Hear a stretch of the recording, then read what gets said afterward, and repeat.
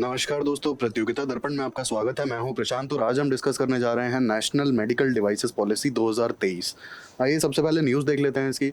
Centre notifies national medical device policy. 4 मई को ये news आती है। इस न्यूज़ को अगर हम थोड़ा सा डिटेल में देखें, recently union cabinet has approved national medical devices policy 2023। New policy lays down a roadmap for accelerated growth of medical devices sector to achieve access, affordability, quality, patient-centered and quality care, preventive health, research and innovation and skilled manpower. इन सारी चीज़ों के लिए इस policy को एक road map provide करेगी हमें ये पॉलिसी। अब अगर हम इसके फीचर्स की बात करें, this policy is providing a regulatory streamlining as in single window clearance, जिसमें मल्टीपल मिनिस्ट्रीज इन्वॉल्व होंगी। होता क्या है कि आपको अगर किसी भी तरह का लाइसेंस लेना है किसी भी मैन्युफैक्चरिंग से रिलेटेड, फॉर एग्जांपल यहाँ पर मेडिकल डिवाइसेस की हम बात कर रहे हैं, तो किसी भी तरह का लाइसेंस अगर आपको लेना है तो आपको कई इंडस्ट्रीज कई मिनिस्ट्रीज और कई डिपार्टमेंट्स के चक्कर लगाने पड़ते हैं। कोई सिंगल विंडो क्लियरेंस नहीं है। तो ये फीचर इसका सबसे पहला है हमारी मेडिकल डिवाइस पॉलिसी का, कि जितना भी रेगुलेटरी स्ट्रीमलाइनिंग हो सकता है possible single window clearance provide करके और मल्टीपल मिनिस्ट्रीज एक साथ आके और डिपार्टमेंट्स एक साथ आकर के, तो वो होगा। Secondly, supporting infrastructure. लार्ज या फिर बहुत बड़े मेडिकल डिवाइसेस पार्क इसके अंडर स्टैब्लिश किए जाएंगे, जो कि पार्ट होंगे नेशनल इंडस्ट्रियल कॉरिडोर प्रोग्राम का। और ये वो डिवाइस पार्क होंगे जहाँ पे स्टेट ऑफ द आर्ट यानी कि लेटेस्ट एकदम कटिंग एज आपकी टेक्नोलॉजीज प्रोवाइड की जाएंगी और इंफ्रास्ट्रक्चरल सपोर्ट दिया जाएगा बहुत ही बड़े लेवल पे गवर्नमेंट की तरफ से। तो ये सारी चीज़ें होंगी। इसके बाद तीसरा इसका फीचर अगर हम बात करें, फैसिलिटेटिंग R&D, वो कैसे होगा? सेंटर ऑफ एक्सीलेंस सेटअप किए जाएंगे एकेडमिक्स और रिसर्च इंस्टीट्यूशंस में। इनोवेशन हब्स बनाए जाएंगे, plug and play infrastructure provide किया जाएगा। आप आके अपनी रिसर्च कंप्लीट करके किसी भी एक सर्टेन इंफ्रास्ट्रक्चर पे और आप निकल सकते हैं और कोई अगला बंदा वहाँ पे फिर आके रिसर्च अपनी कंप्लीट कर सकता है। देन अट्रैक्टिंग इन्वेस्टमेंट्स, बेसिकली यहाँ पे प्राइवेट या फिर पब्लिक प्राइवेट पार्टनरशिप इन्वेस्टमेंट्स की बात हो रही है, जो अट्रैक्ट करने की बात की जा रही है यहाँ पे। कई बार क्या होता है, बहुत सारे इन्वेस्टर्स जो हैं वो काफ़ी रिलक्टेंट रहते हैं। अगर आपका रेगुलेशन बहुत प्रॉपर नहीं है तो इन्वेस्टमेंट्स बहुत इजीली नहीं अवेलेबल हो पाती हैं और पब्लिक इन्वेस्टमेंट यानी कि गवर्नमेंट की तरफ से इतने हैवी लेवल पे इन्वेस्टमेंट नहीं की जा सकती है। तो यहाँ पे basically private as well as public private partnership की इन्वेस्टमेंट की बात की जा रही है, इस तरीके के इन्वेस्टमेंट्स को अट्रैक्ट करना। देन ह्यूमन रिसोर्स डेवलपमेंट, और बेसिकली यहाँ पे स्किल्ड वर्कफोर्स की बात की जा रही है कि जो भी वर्कफोर्स होगी वो स्किल्ड होगी, उनको स्किल प्रोग्राम्स जो भी हैं गवर्नमेंट के वो चलाए जाएंगे जिससे स्किल्ड मैन पावर प्रोवाइड की जा सके इस इंडस्ट्री के लिए। Then brand positioning and awareness creation. Brand positioning is all about India. Export promotion council यहाँ पे बनाया जाएगा स्पेशली मेडिकल डिवाइसेस के लिए, जो कि मार्केट एक्सेस से रिलेटेड जो भी इश्यूज हैं उनसे डील करेगा। इंडिया के जो भी प्रोडक्ट्स हैं उनकी एक ब्रांडिंग होगी, ग्लोबल लेवल पे उन्हें एडवर्टीज़ किया जाएगा as well as different countries के साथ में रिलेशंस को सुधार करके और हमारे एक्सपोर्ट्स को प्रमोट किया जाएगा। अब इश्यूज़ के बारे में बात कर लेते हैं कि प्रेजेंटली इश्यूज़ क्या हैं इंडियन मार्केट के साथ। जो सबसे पहला इशू है that is regulatory bottleneck. Actual में रेगुलेटरी बॉटलनेक बहुत बड़ा इशू है। Multiple ministries as well as like multiple आपका डिपार्टमेंट्स यहाँ पे इन्वॉल्व होते हैं किसी भी तरह की लाइसेंसिंग के लिए, और कोई बहुत क्लियर कट और डिफाइंड रूल्स नहीं है इस इंडस्ट्री के लिए। इसके बाद R&D प्रॉब्लम्स की अगर हम बात करें तो टेक्नोलॉजी अडॉप्शन बहुत ही स्लो है। इंडिया की जो इंडस्ट्रीज़ हैं यहाँ पे टेक्नोलॉजी अडॉप्शन बहुत ही ज़्यादा स्लो है। State of the art technologies हर जगह पे अभी तक पहुँची भी नहीं है, और अगर पहुँची भी हैं तो अडॉप्ट नहीं की गई हैं, जैसे कि आर्टिफिशियल इंटेलिजेंस है, क्लाउड कंप्यूटिंग है, रोबोटिक्स है। तो बहुत लिमिटेड या बहुत मियागर बहुत मतलब होता है ना, इसका यूज़ बहुत कम इंडस्ट्रीज़ में, मतलब बहुत एज एन इसका जो शेयर अगर हम देखेंगे तो बहुत ही मिनिमम है। मेजर इंडस्ट्रीज अभी भी वही पुराने तौर तरीके ही अपना रही हैं, वो नए टेक्नोलॉजी की तरफ मूव नहीं करना चाहती हैं, और इसकी फंडिंग भी एक प्रॉब्लम होती है। जो फंड्स हैं या फिर कहना चाहिए कि इन्वेस्टमेंट्स हैं, ये भी एक बहुत बड़ा इशू है कि ये लोग टेक्नोलॉजी अडॉप्शन में काफ़ी पीछे हैं इस इंडस्ट्री में, जितने भी मतलब प्लेयर्स हैं। इसके बाद इम्पोर्ट डिपेंडेंसी। मैं आपको बताऊं, इंडिया का मेडिकल डिवाइसेस सेक्टर में इम्पोर्ट बहुत ही हाई है। हम ऑलमोस्ट इसलिए बोल रहा हूँ कि 100% तो कहना गलत हो जाएगा, लेकिन हम ऑलमोस्ट मेडिकल डिवाइसेस में सारी चीज़ों के लिए ऑलमोस्ट इम्पोर्ट डिपेंडेंट ही हैं। लोकल मैन्युफैक्चरिंग बहुत ही ज़्यादा कम है। Then access to capital. Actual में इसका रीज़न ये है, जब रेगुलेटरी बॉटलनेक्स होते हैं और ये सारे इश्यूज होते हैं, proper defined rules and regulations नहीं होती हैं, तो कोई भी इन्वेस्टर अपना पैसा नहीं डालना चाहता है। और मैं आपको ऑलरेडी बता चुका हूँ कि गवर्नमेंट को इस लेवल पे आके कैपिटल प्रोवाइड करना और इन्वेस्ट करना गवर्नमेंट के लिए पॉसिबल नहीं हो पाता है। और क्योंकि रेगुलेटरी बॉटलनेक्स बहुत ही ज़्यादा हैं, रूल्स एंड रेगुलेशंस की प्रॉब्लम्स हैं, इस कारण से कोई भी प्राइवेट इन्वेस्टर भी प्रोवाइड नहीं करता है कैपिटल। तो एक्सेस टू कैपिटल बहुत ही कम है, बहुत इजीली इस इंडस्ट्री के लिए अवेलेबल नहीं हो पाता है। और लॉन्ग गेस्टेशन पीरियड के कारण से कोई भी इसमें रिस्क लेना भी नहीं चाहता है।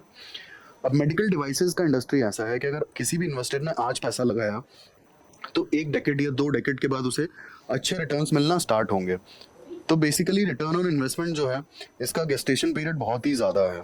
बहुत लंबे टाइम के बाद में जाके प्रॉपर रिटर्न्स ऑन इन्वेस्टमेंट आना शुरू होते हैं। और रेगुलेटरी बॉटलनेक्स या फिर रेगुलेशन जो है वो बहुत प्रॉपर नहीं है। तो इस केस में क्या होता है कि कोई भी इन्वेस्टर अपना पैसा डालना ही नहीं चाहेगा, क्योंकि ऑलरेडी यहाँ पे दो रिस्क हैं उनके लिए। एक तो लॉन्ग गेस्टेशन पीरियड है और दूसरा रेगुलेटरी बॉटलनेक्स भी हैं। तो ये तो हमने बात कर ली इश्यूज़ की, फीचर्स हम डिस्कस कर लिए। अब हम बात करेंगे प्रेजेंट सिचुएशन की कि क्या है। अब मेडिकल डिवाइसेस का जो सेक्टर है, जो इंडस्ट्री है, ये मल्टी प्रोडक्ट सेक्टर है। इसमें बहुत सारे प्रोडक्ट्स आते हैं। इसकी क्लासिफिकेशन अगर हम देखें तो इलेक्ट्रॉनिक्स इक्विपमेंट आता है, इसमें इम्प्लांट्स आता है, कंज्यूमेबल्स एंड डिस्पोजेबल्स आता है, इन विट्रो डायग्नोस्टिक्स रिएजेंट्स आता है और सर्जिकल इंस्ट्रूमेंट्स आता है। 2017 से पहले ये सेक्टर प्रॉपरली रेगुलेट नहीं किया जाता था।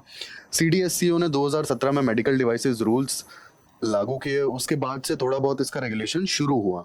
एशिया के केस में अगर बात करें तो India is the 4th largest Asian medical device market after Japan, China and south Korea. और ग्लोबली अगर इसे देखा जाए तो 20th। मतलब हमारी नीड्स जो है बहुत ही ज़्यादा है मेडिकल डिवाइसेस के केस में। लेकिन यहीं पे आप एक और सीन देखेंगे तो इंडिया का जो करंट मैन्युफैक्चरिंग का मार्केट शेयर है वो 1.5% से भी कम है ग्लोबली। अगर आप देखेंगे तो वो 1.5% से भी कम है, ठीक है। और अब आप इसको इंडिया की पॉपुलेशन से कंपेयर कर लीजिए, जो ग्लोबल पॉपुलेशन है, I mean as compare to the global population. अब यहाँ पर बात करें तो यूएस जो है 40% मार्केट शेयर के साथ में मेडिकल डिवाइस सेक्टर को डोमिनेट करता है मैन्युफैक्चरिंग में। और जैसा कि हमने देखा कि इंडिया तो 4th लार्जेस्ट मार्केट ज़रूर है, डिमांड बहुत ज़्यादा है, लेकिन आप देखेंगे कि मैन्युफैक्चरिंग बहुत ही ज़्यादा कम है। अब इनिशिएटिव्स की बात कर लेते हैं। गवर्नमेंट इनिशिएटिव सबसे पहले आता है प्रोडक्शन लिंक्ड इंसेंटिव स्कीम। इस स्कीम के तहत already 4 medical devices park finalize किए जा चुके हैं। लोकेशन उनकी हिमाचल प्रदेश, मध्य प्रदेश, तमिलनाडु एंड यूपी में। इसके बाद एक और जो सेकंड इनिशिएटिव है गवर्नमेंट का, Quality Council of India and Association of Indian Manufacturers of medical Devices ने Indian certification of medical devices scheme निकाली, जो भी इंडिया में मेडिकल डिवाइसेस का प्रोडक्शन होगा, ये उसका वेरिफिकेशन करेगी स्कीम और उसका क्वालिटी अश्योरेंस होगा जो भी मेडिकल डिवाइसेस इंडिया में प्रोड्यूस होंगी, मैन्युफैक्चर होंगी, उसके लिए। तो हमने देखा कि 2 गवर्नमेंट इनिशिएटिव्स ऑलरेडी इस पे काम कर रहे हैं और पॉलिसी भी आ चुकी है। अब हम सिग्निफिकेंस की बात करेंगे कि हमारी मेडिकल डिवाइस पॉलिसी 2023 का सिग्निफिकेंस क्या है। अब सबसे पहले this policy is expected to support and direct the industry towards competitive, self reliant and innovative industry. Competitive as in मैंने आपको बताया, मैन्युफैक्चरिंग बहुत ही लो है, उसके रीजंस भी मैंने आपको बता दिए। सेल्फ रिलायंट किस लिए, क्योंकि हम इंपोर्ट डिपेंडेंट हैं। और इनोवेटिव इसलिए क्योंकि टेक्नोलॉजी अडॉप्शन बहुत ही ज़्यादा स्लो है। सेकंड पॉइंट हम डिस्कस करेंगे सिग्निफिकेंस का, India's medical device industry can achieve accelerated growth with patient centric approach. अब यहाँ पे ये चीज़ बहुत समझना ज़रूरी है, पेशेंट सेंट्रिक अप्रोच क्या है। देखिए, कंट्रीज अगर चेंज होती हैं तो पेशेंट्स की डिमांड चेंज होती हैं।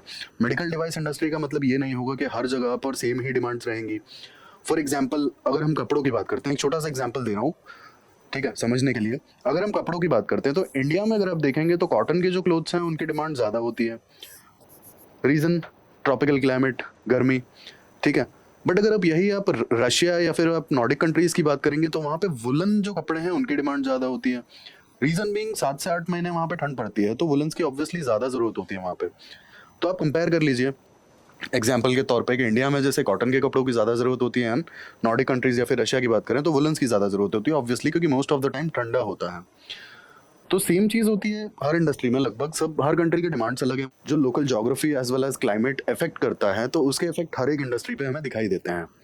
तो यही कारण है कि पेशेंट सेंट्रिक अप्रोच बहुत ज़रूरी है। इंडियन पेशेंट्स की डिमांड्स अलग होंगी और उस डिमांड के अकॉर्डिंग मेडिकल डिवाइस इंडस्ट्री को अपने प्रोडक्ट्स मैन्युफैक्चर करने होंगे, डेवलप करने होंगे। तो इस मेडिकल डिवाइस पॉलिसी का एक ये बहुत बड़ा बेनिफिट होगा, सिग्निफिकेंस होगा। इसके बाद एक सबसे इम्पॉर्टेंट मेडिकल डिवाइस पॉलिसी में जो बात कही गई है कि इंडिया मैन्युफैक्चरिंग में, मेडिकल डिवाइस मैन्युफैक्चरिंग में इंडिया शुड 10 से 12% शेयर इंडिया का होना चाहिए नेक्स्ट 25 ईयर्स में। हमने डिस्कस किया था, प्रेजेंटली ये हार्डली 1.5% है और इसे बढ़ा के 10 to 12% का टारगेट इस पॉलिसी में रखा गया है नेक्स्ट 25 ईयर्स में। नेक्स्ट पॉइंट हम ऑलरेडी डिस्कस कर चुके हैं, इंपोर्ट डिपेंडेंसी को 30% तक कम करने का टारगेट है अगले कुछ सालों में। अब इंपोर्ट डिपेंडेंसी की अगर हम बात करें तो इसे कम करना क्यों ज़रूरी है, क्योंकि यहाँ पे बात आ जाती है फॉरेन एक्सचेंज की, यानी कि फॉरेक्स की। अगर हमारा इंपोर्ट बिल लंबा चौड़ा होगा तो हमारा फॉरेक्स का काफ़ी लॉस होगा। दिस इज़ द रीज़न कि हमें फॉरेक्स अपना बचाना भी होगा। लोकल मैन्युफैक्चरिंग का एक और फ़ायदा भी होगा कि एम्प्लॉयमेंट जनरेशन भी होगा। तो लोकल मैन्युफैक्चरिंग प्रोवाइड करने के लिए आप देख सकते हैं कि हमारा फॉरेन एक्सचेंज बचेगा, एम्प्लॉयमेंट जनरेशन होगा और भी बहुत सारे बेनिफिट्स हैं। इसके बाद लास्ट सिग्निफिकेंस की अगर हम बात करें, policy is expected to medical devices sector grow 5 times from presently around 11 billion to 50 billion by 2030। Medical devices sector का जो प्लान है, जो रोड मैप है, तो एक्सपेक्टेशन है कि वो 2030 तक उसे हम 50 बिलियन तक ले जा सकें इस इंडस्ट्री को। तो ये हमने बात की नेशनल मेडिकल डिवाइसेस पॉलिसी 2023 की। Thanks for watching. ऐसे ही इंफॉर्मेटिव वीडियोस के लिए हमारे साथ जुड़े रहिए। Thank you.